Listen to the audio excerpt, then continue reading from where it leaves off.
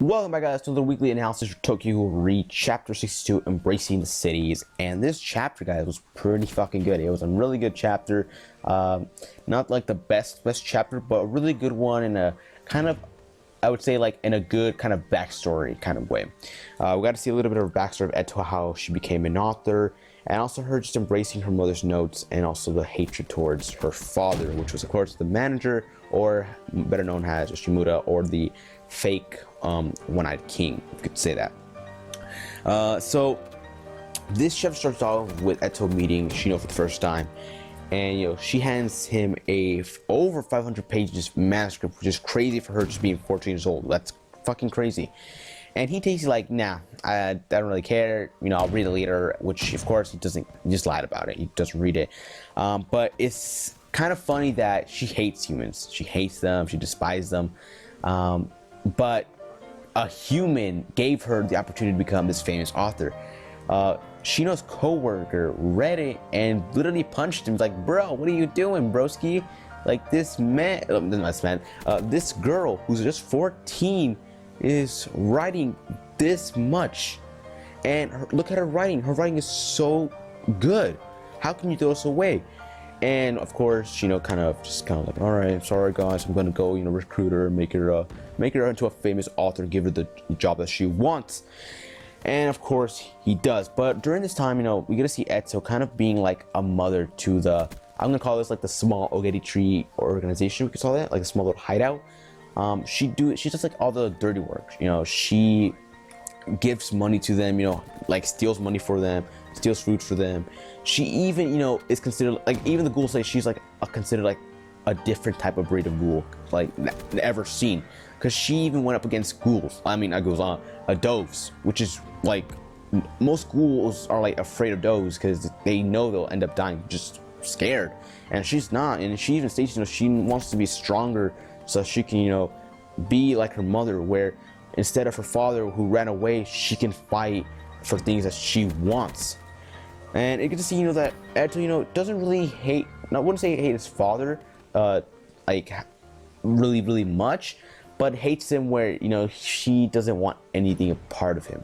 Mostly, she appreciates her mother for being a brave woman and trying to do things that she felt were right and trying to achieve them, then, being stopped.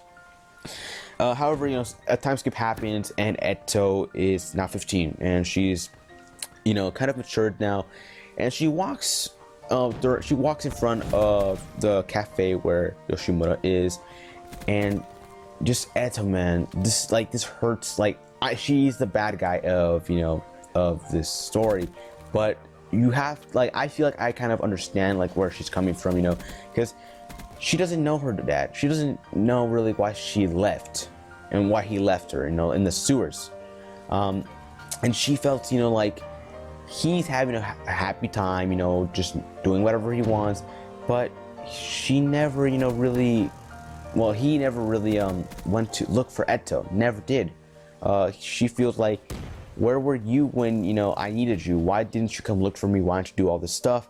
And I looked for you. I was the one to look for you, and I found you, but there's no point. You look like you don't give a shit about me. And I can see, where it comes from. She just crumples this book that she had, and Yoshimura finds it after she leaves, and it's like really heartbreaking, which is like, damn, dude, like, Eto, you are a very cruel person, but there is, feelings for you. Like, there's some good feelings for you, and I understand where you're coming from, and I can see, why she despises her father so much. Anyway, this goes on, and we get to see a flashback of Shino, how he found out Eto was a ghoul. Now, it ends up happening where Shino goes in one day to Eto's room, and he has refreshments for her, because of course she's a busy writer. She's writing every day, trying to be successful in life. And she's sleeping one day, and so of course Shino's like, all right, let me put these refreshments in the refrigerator so that they don't have to get spoiled. And he does that, however, finds Tupperware boxes that are filled with dismembered human parts. And this guy's like, oh, okay, she's a ghoul. I'm gonna act like I didn't see anything. I'm just gonna walk away. He closes the refrigerator, and Eto's like, oh, if something happened, and she's sleeping and everything. And I don't think, like, there's no way Eto tortured him. No way. I don't think that happened. I feel like Eto really didn't see anything, or she just maybe acted like that. But there's no way he was tortured. Absolutely no way. So, you know, there was something, you know, that just maybe she let it go, or she just didn't know. She didn't, you know, really realize what happened. Either way, we return to the interrogation room where Kaneki is, you know, talking to Shino, and Eto comes in. He brings in Eto, and he tells her, you know, you can leave. You can leave now. You're free to go. And Eto is not really confused, but Kaneki kind of reveals that he revealed what we just talked about the flashback, or where he found out, you know, these Tupperware boxes with dismembered human parts. And Eto really isn't hesitating or is fighting back. She's like, all right, cool, all right, I don't really hate you, you know, I don't feel betrayed from you. I'm not gonna fight, I'm not gonna restrain at all. Who cares? However, she makes this quote, and it's like, all right, well, you know, sometimes, you know, you out to see to it that mouths around here are kept shut. And I don't know how she did it. I don't know. So I'm gonna talk about this a little bit, right? A little bit into the video. But either way, she tells, you know, that she doesn't feel betrayed. No, because of him, she was made into an author. Now we go into Hachiko Squad, man, and this is what she hinted: Hachiko getting shredded. His mouth was shredded. Now, Hachiko Squad, they're trying to leave the island because they were, you know, they already know they found what they needed. However, Takizawa saw them, and Takizawa confronts them. Now, Hachiko kind of hints something, and he says, you know, that if Huji was there, he would be tearing in joy. Now, Takizawa says, what about Daddy? Now, the way I take is that he relates that to Hauji. He basically feels like they would be both happy to see him. They would be like, oh wow, you know, you're still alive, it's great.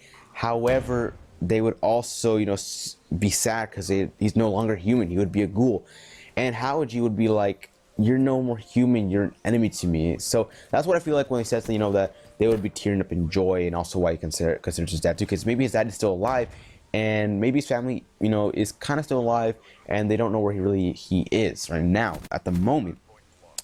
And after that, we get to see Hachiko, you know, just get hinted. Eto hinted this, and you get to see Shiko bite Hachiko's mouth, and I'm like, holy shit, it's confirmed. Mutsuki's gonna be tortured. Why would you say that? Why would you say mouth need to be closed sometimes? It's coming, guys. I can see it already. I know it's coming. Oh my god, Mutsuki. Alright, anyway guys, that is it. Leave your thoughts down below. That's it for the chapter. God damn, dude. Motherfucker, dude. Eto, man. Revealing, man. Hinting death flags. Hinting things that will happen next chapter. Holy shit. Alright, anyway guys, my name is Nebula, and I'll see you next time. Peace.